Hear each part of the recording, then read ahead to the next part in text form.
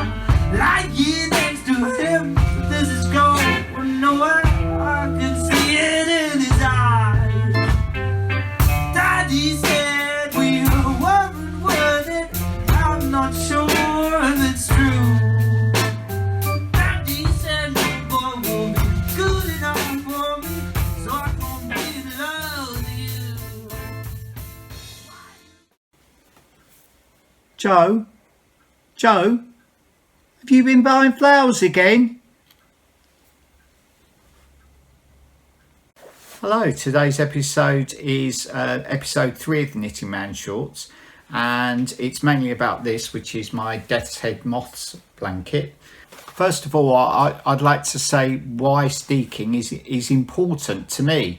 Now, what steeking allows me to do is to knit in the round.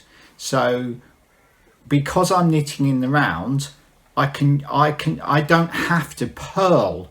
I can just keep knitting and knitting and knitting. So I haven't got to purl, and for that reason I haven't got to change stitch every other row and read the pattern backwards whilst I'm purling. And I find that means I can knit quite complex patterns.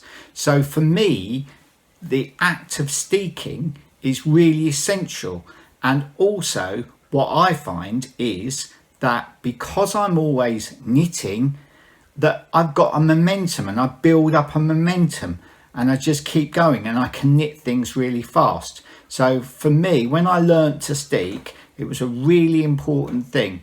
Now I know that a lot of people do struggle with the thought of cutting their knitting.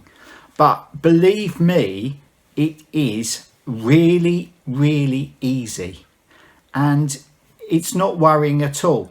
I would say it's quite important that you're using a woolly yarn. You want to knit with something that's quite fibrous, because if you were to knit with, say, cotton, it's more likely to unravel. But what you want to do, you right, Joey? Do you mind? She's like a saboteur every week. Anyway, so yes, if you knit with a cotton, it's more likely to unravel. And what you want to do is to knit with something that's fibrous, that will sort of mat together. So yes, that's my number one tip. And my second big tip would be to take an old whip or a UFO and practice your steeking on that. And that's what I did. I just got a bit of rib. It was about that big, and I just practiced steeking on that. And I practiced it a couple of times, and it gives you loads of confidence. So I would do that first of all before you tackle anything bigger, just to get the confidence first. And the other thing about steeking is that what you're going to see me crocheting either side of the steek before I cut it to stop it fraying. Now, you don't have to use that method. There are other methods. A lot of people just put it through a sewing machine a couple of times before they cut the steek. So there are other methods. You don't have to use my method. And as with a lot of things in knitting, there isn't a right or wrong way. It's just the way that suits you best. So without further ado, this is quite a long short really, So without further ado, this is how to cut a steek.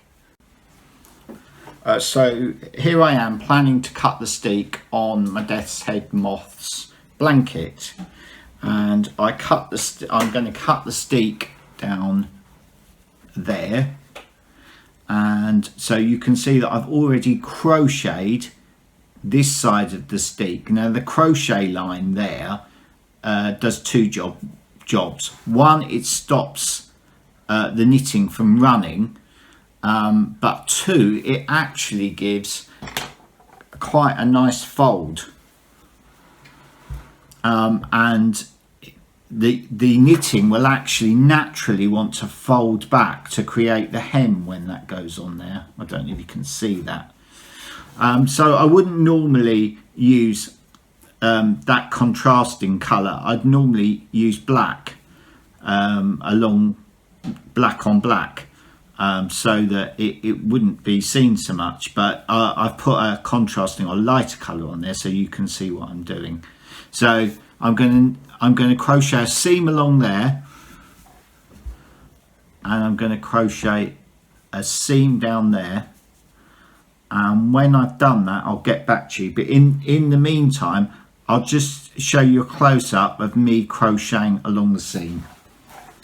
So I've got this folded over, and I'm putting the needle between two pieces of black yarn, so it's the V that's running down the middle of those. So I'm just going, I don't know what it's called actually, because I don't really know much about crochet. My brother is the crocheter in our family and I'm the knitter.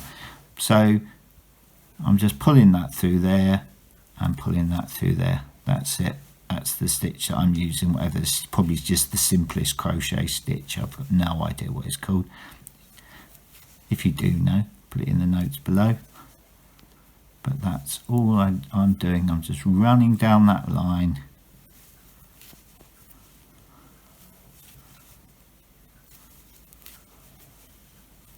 And that's it. So last night I crocheted either side, finished crocheting either side of the steek, and now I'm going to cut the steek open.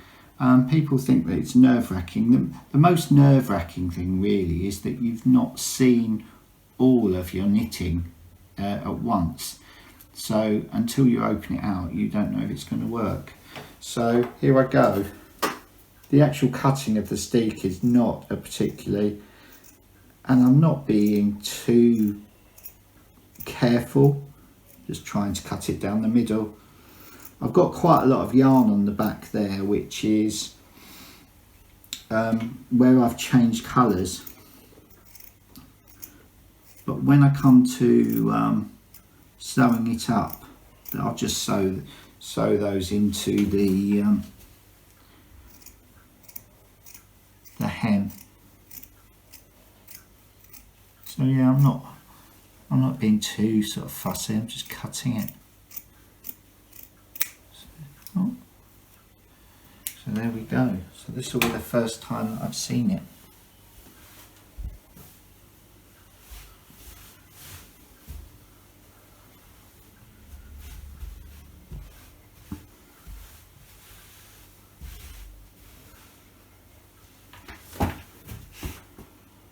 How's that?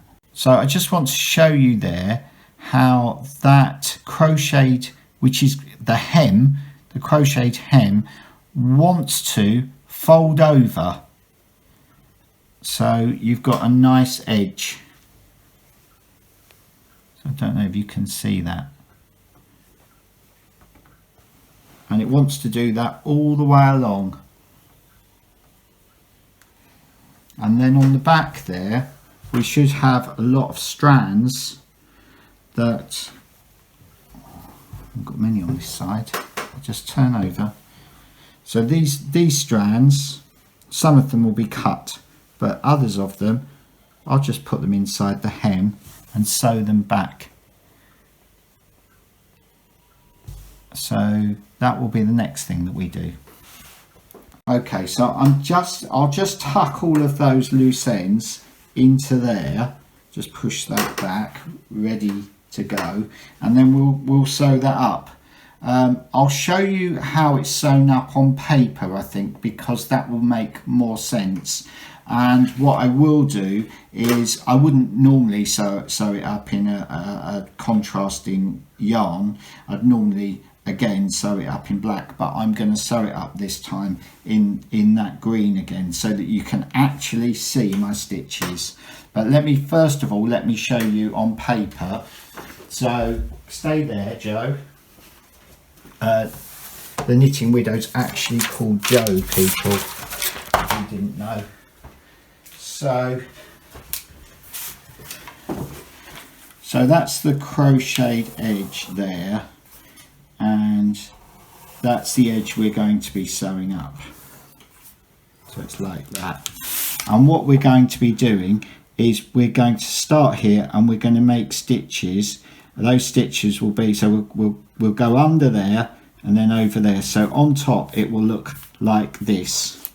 The stitches will look like this. So that will go under and through and out again. And so we'll go up doing that, and then we'll come back down again with the stitches going the other way. And it hasn't really got to be that neat, but you'll see in a minute when I sew that up. So I've got quite a long piece of yarn on there. Hopefully I'm going to get to that end in one. So I'm just going to tuck a few ends in before I start. Fold that over. Now I want to capture some of the yarn that's underneath there, but what I don't want to do is my needle be visible on the front. So I'm capturing some of the yarn there, and I'm just coming through there, which is by the purled bit of rib.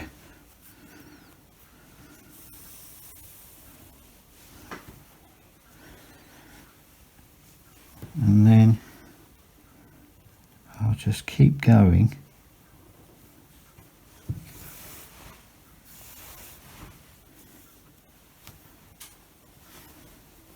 So that's the idea.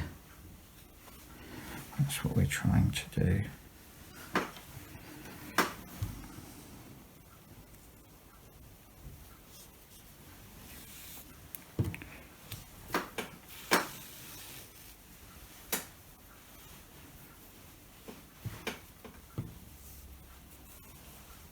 And I'll probably tidy this end up when I come back down at the end, just tidy up there. But for now, I'm just going to go all the way along up there, tucking my loose bits of yarn in, just doing this.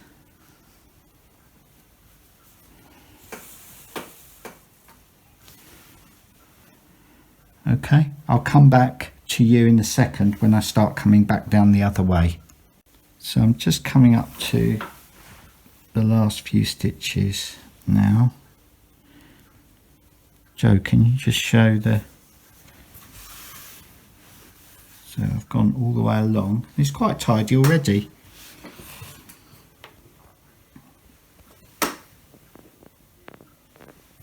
And then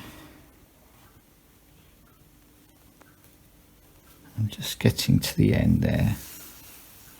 I'll tuck those in there. And what I tend to do is have a bit of a tidy up at the end, the ends when I'm there. So now I will probably, you wouldn't normally see these in, because they'd be in black. So I'll put a couple of stitches across there like that.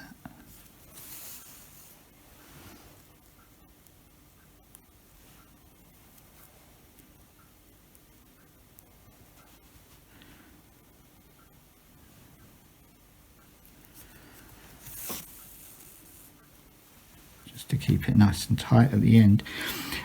So now I'm going to go back that way. So I'll just come out first.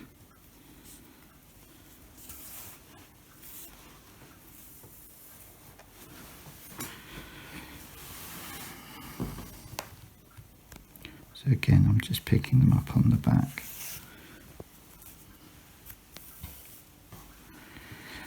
So this time they'll go in the opposite direction.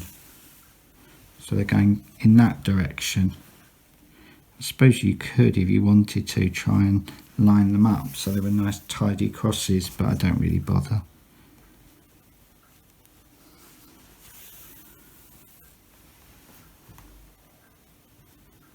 So I'll see you when I get to that end. Okay, so I'm just coming to this end now, and just a few more stitches, and I'll just tidy that end up. So stay there, Joe, I'll move this round, and then just tuck those little bits in there, and we'll just get that edge just finished. You won't see this so much if it was in black, but I've done it for your benefit, you guys' benefit. But just tuck that in there.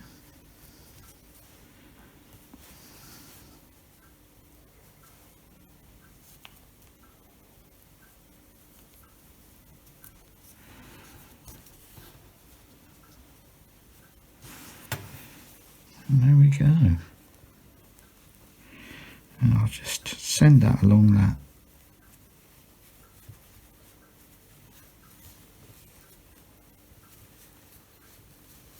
And then I will pull that through. Scissors. Trim that off. And then I'll just let you see the hem. So there it is. And I haven't been too tidy, did it quite quickly. And then the other side.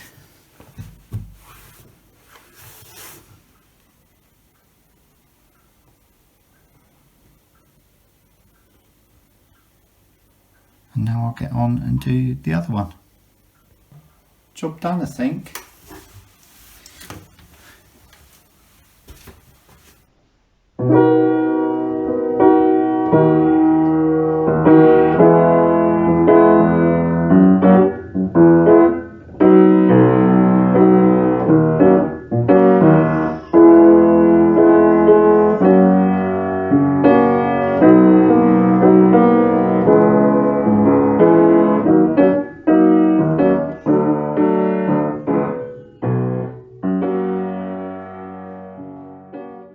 So in that sequence there, you saw me finishing my Death's Head Moths blanket that I showed you earlier. And this is the chart for the Death's Head Moths blanket. It looks quite complex, but really it's a two-colour chart. There's just a dark colour, the black or grey there, and a green. So all that I've done when I've knitted that blanket is I just changed the greens. I might have used different sort of blacks and gone into dark grey or something, but it's just a mix of greens and stuff. So you know, basically it's a two colour knit. So this chart is available only in my Etsy shop at the moment. So yeah, there should be a link down below in the description if you're interested in that. So that's it for today. Thank you very much. I think all my links are below, so if you want to, you know, see me in Ravelry or Instagram or Etsy, it's all down below.